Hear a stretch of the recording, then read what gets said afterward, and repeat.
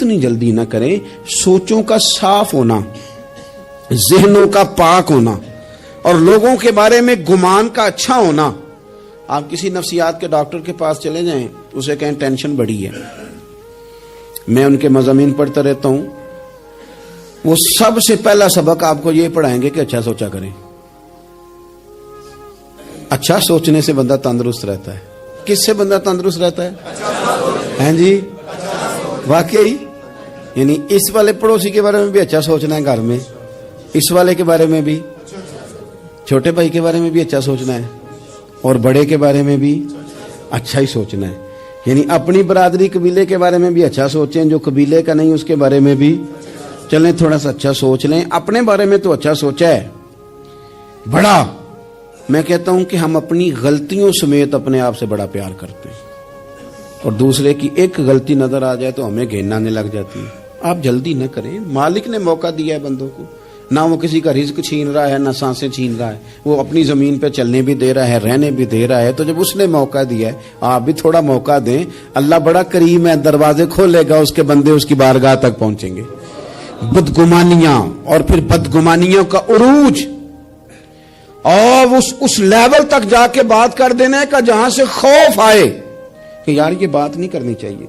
रसूल कायनात सरवरे दो आलम सल्लल्लाहु ताला अलैहि वसल्लम फरमाते हैं कि अल्लाह मुस्कुराता है। देखो हमारे यहाँ ना एक और भी मसला बन गया है। मैंने कुछ लोगों को ना पक्का, मेरे प्यारे हैं, मोहब्बत है मुझे, तो मैं चूंकि आप मेरी क्लास है, मैं मुशाहिदाती और तजर्बाती बातें भी कर लेता हूँ, उसी की रोशनी में कई दफा गुफ्तगू भी तैयार करता हूँ। कुछ लोगों ने ना पक्का ज़हन बना लिया ये कहने का कि हाथ बड़ा तंग है।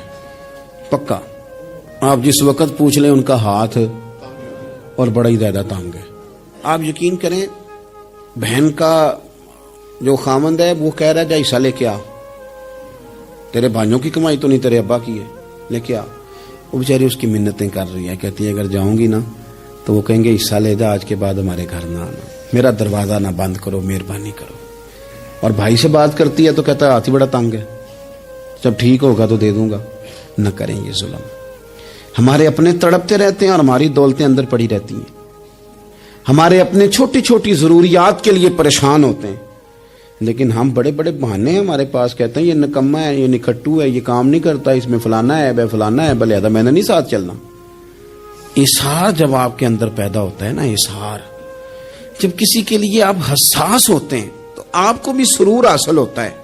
न करें ये काम कि आपको अल्लाह ने वुसअत दी है और हर वक्त आप हाथ तंग होने का रोना रो रहे हैं, हर वक्त आप ये कह रहे हैं मैं बड़ी आजमाइश में हूं, जब खुदा ने आप पे नहीं डाली। तो इतने झूठ बोलना सिर्फ इसलिए कि मेरे पैसे बच जाएं, सिर्फ इसलिए कहानी सुनाना कि हालात मेरे बड़े खराब हैं कि कोई बंदा मेरे से कुछ थोड़ा बहुत कर्ज ना मांग ले। सुनो, नबी पाक सल्लल्लाहु अलैहि वसल्लम के पास मेहमान आ गया, बुखारी मुस्लिम है। हुजूर ने अज़वाज मुतहरात के घरों में पैगाम भेजा, कुछ चीज है ज़ियाफत के लिए? या रसूलल्लाह कुछ भी नहीं, ये दो जहां के शाह हैं और पास कुछ रखते नहीं, दो जहां की नेमतें हैं इनके खाली हाथ में। या रसूलल्लाह कोई चीज भी नहीं। हुजूर ने सहाबा के मजमे पे नजर डाली, या रसूलल्लाह सल्लल्लाहु अलैहि वसल्लम हुक्म हो, तो हुजूर फरमाने लगे तुम में से कोई बंदा है जो इसे घर ले जाए रोटी खिलाए। एक सहाबी उठे फौरन, हुजूर मैं लेके जाता हूं, खाना खिलाता हूं। फरमाते हैं मेरे घर में सिर्फ बच्चों का खाना था, ये नहीं कि फ्रीजर भरा हुआ है नेमतों से, सिर्फ बच्चों का खाना। ये नहीं कि किसी को देख के अपनी हंडिया पे बर्तन दे लिया, सिर्फ बच्चों का खाना। कहते हैं घर गया, बीवी से कहा क्या कैफियत है? कहने लगी बच्चों की रोटी है। मैंने कहा बच्चे सुला दे, सुबह नाश्ता कर लेंगे। तो कहने लगी आप क्या खाएंगे? तो मैंने कहा ना मैं खाऊंगा ना तू खाएगी, मेहमान जो नबी पाक का है। कहा अच्छा, अब जरा तजवीज देखो मियां बीवी की सूझी आपस में। कहते हैं खाना लगा देना, क्योंकि एक आध बंदे का खाना है। अपनी गुर्बतों का हर जगह इजहार करना, रोना रोना, ये देखो गुर्बत कैसे छुपाई जा रही। उसको कहा नहीं कि चल तू थोड़ा रहम खा, तू आया है तू थोड़ा रहम खा, ये नहीं कहा उठ के ना तू खाना रखना और उठ के ना चिराग ठीक करने के बहाने बुझा देना। हम दुनिया वालों के सामने क्यों अपने दुख बयान करें? हम जो कहेंगे रब रसूल की बारगाह में कहेंगे। तू ना चिराग ठीक करने के बहाने। अहलिया उठी, کھانا دینے کے بعد چراغ ٹھیک کرنے کے بہانے بجھا دیا. خامد بھی ہاتھ چلاتے رہے, بیوی کبھی برتن رکھتی کبھی اٹھاتی, پتہ چلے کہ کھانا کھا رہے ہیں, کھانا کھایا جا رہا ہے. کہتے ہیں مہمان پیٹ بھر کے کھانا کھا گیا. یہ کام ہوا رات کے اندھیرے میں, اس وقت ہوا جب چراغ بھی بند تھا, اس وقت ہوا جب کوئی دیکھنے والا نہیں تھا, کسی پڑوسی کو بھی خبر نہیں تھی. فرماتے ہیں صبح کے اجالے میں اس مہمان کو لے کے مسجد نبوی میں نے قدم رکھا تو نبی کریم نے فرمایا رات جو تم نے کام کیا ہے نا اسے دیکھ کے میرا رب بڑا مسکرایا ہے, اللہ بڑا مسکرایا ہے. اللہ تردامنی پہ شیخ ہماری نہ جائیے, ہم دامن نچوڑ دیں تو فرشتے وضو کریں. یہ شان ہے صحابہ کی. نبی کریم علیہ السلام نے فرمایا رب رات مسکرایا تیرا یہ انداز دیکھ کے, اور اس نے قرآن نازل کیا وَيُؤْثِرُونَ عَلَىٰ أَنفُسِهِمْ وَلَوْ كَانَ بِهِمْ خَصَاصَةٌ.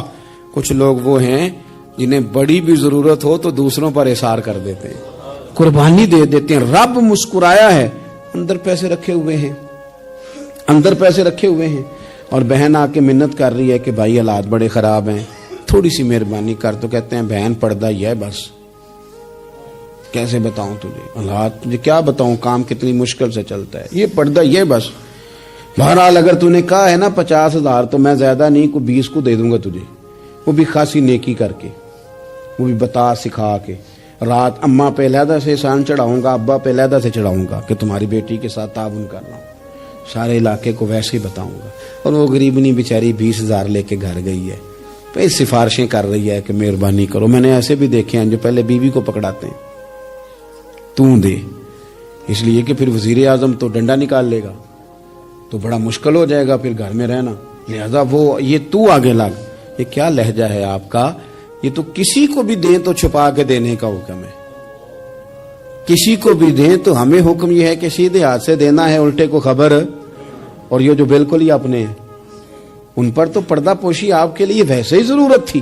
میرے عزیز رب مسکراتا ہے. میرے نبی پاک علیہ السلام نے یہ اعمال ہمیں بتائے جن پر اللہ مسکراتا ہے, خوش ہوتا. اور بعض لوگوں کو حضور نے نامینیٹ کیا. حضرت سعد بن معاذ رضی اللہ تعالیٰ عنہ عظیم صحابی تھے. یہ وہ خوبصورت صحابی ہیں جن کے جنازے کو کندھا میرے نبی پاک نے عطا فرمایا, حضور نے کندھا عطا فرمایا.